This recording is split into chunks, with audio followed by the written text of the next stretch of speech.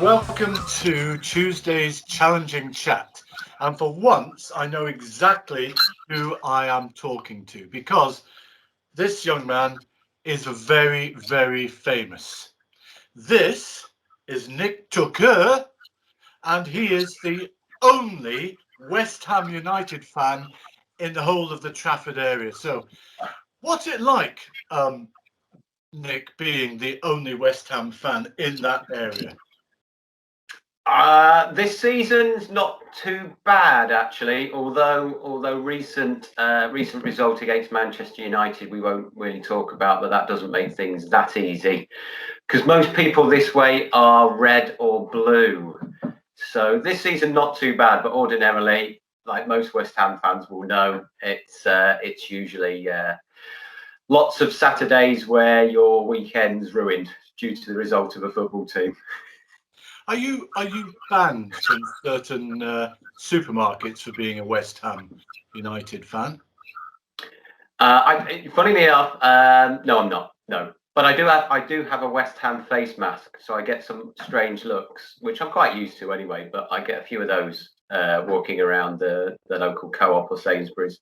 Yeah, well, I can certainly imagine. Do you have any other job at all other than being a West Ham United fan?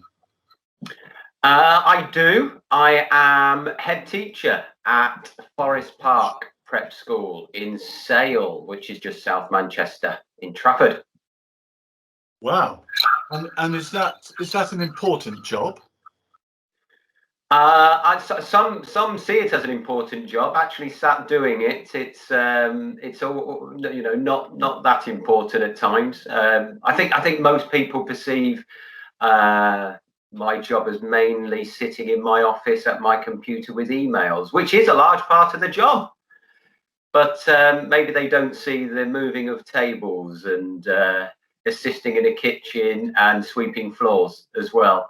So I do none of those very well. So it's a very glamorous position then. Absolutely. Now, being serious for a moment, Nick, I've been to the school, and there's two things that I really want to ask you. I recently adjudicated on a speech competition in which there were some Forest Park pupils and some pupils from other less well-known schools. Yeah. And I had to tell you, and obviously the heads of those schools will never be watching this, so they'll never know. But your school students were seriously really, really good at standing up, facing a camera, and speaking confidently and knowledgeably about a whole range of subjects. How does your school get them prepared for something like that? For me, that's our biggest strength at Forest Park is providing opportunities for children to speak, to talk. And that sounds sort of, not silly in a way, but it's giving opportunity to having less teacher talk and more child talk, and they do that day to day in their learning and their lessons. But also we are able to create instances where they public speak, whether that's in front of an audience in a class, right the way through to regularly within assemblies, with parents, and also, I'm trying to think the next time I'm going to be stood in a hall with a full school. But and I hand over to them, and they relish it, and it's really, really rewarding to see. I mean, we've quite often got children in our schools where they arrive with us at 3 years old and they have that talent, but the vast majority of them don't. And so, we look to provide as much opportunity as we can to create a much bigger self-esteem for them, and they've got much more confidence in those situations. Yeah, well, it was very evident that whatever you do, you do it very well. The second part is that I've read some of the parental responses to your online learning provision, which have been quite fantastic. So can you just talk around, how Forest Park have approached this opportunity, if you like, of online learning? Yeah, I mean, firstly, I'm fortunate that I have such a fantastic team that not only do they work tirelessly, they've worked extremely hard during this lockdown. Um, that they embrace new ideas, new initiatives.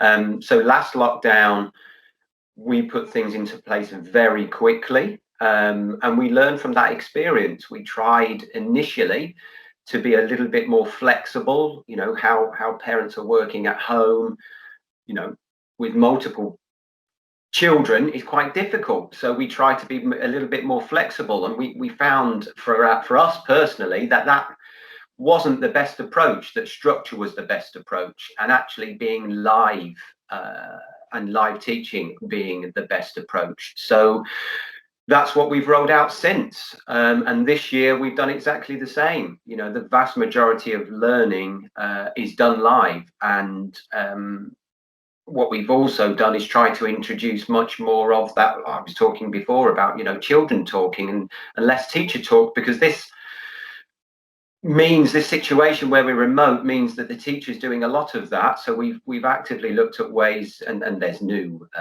these breakout rooms and things like that are fantastic for that, and putting groups together where children can collaboratively work and solve problems and learn much more. So yeah, it's nice to hear that the feedback has been so positive, because the team deserve that, and more importantly the children's, their engagement's been absolutely fantastic, and their learning is continuing to progress as a result.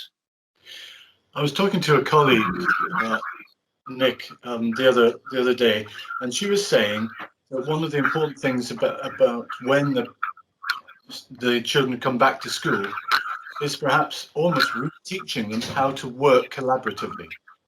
Oh, absolutely. And you do, it just becomes, I mean, they are the absolute, best thing to happen to anybody. I know a lot, yourself as a parent, myself, they are your whole world, but they need to learn that they're not the center of that. So that can be quite challenging at times. And at Forest Park, we are all for, children taking ownership over their learning, having a pupil voice.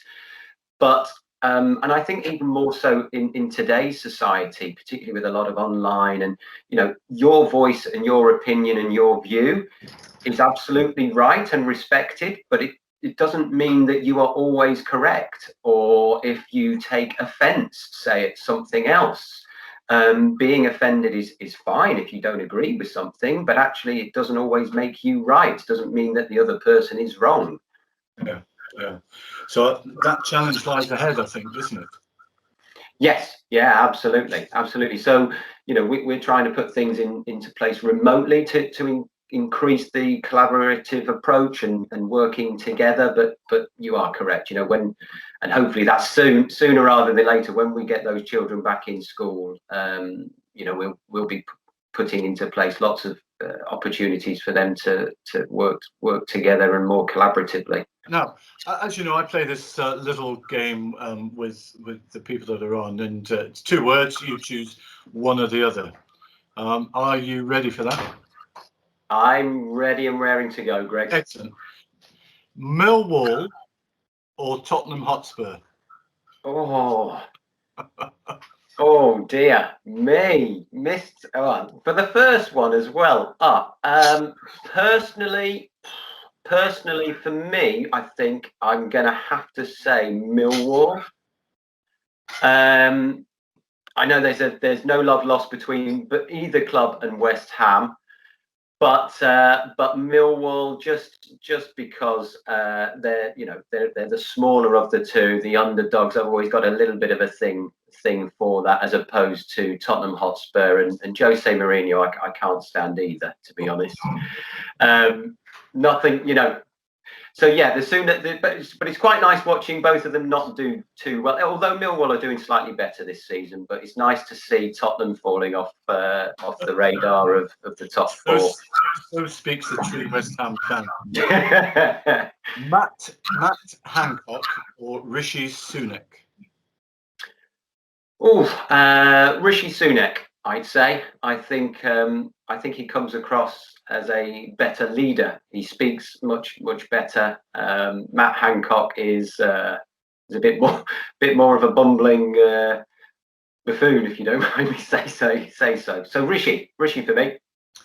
Prawns or scallops? Prawns.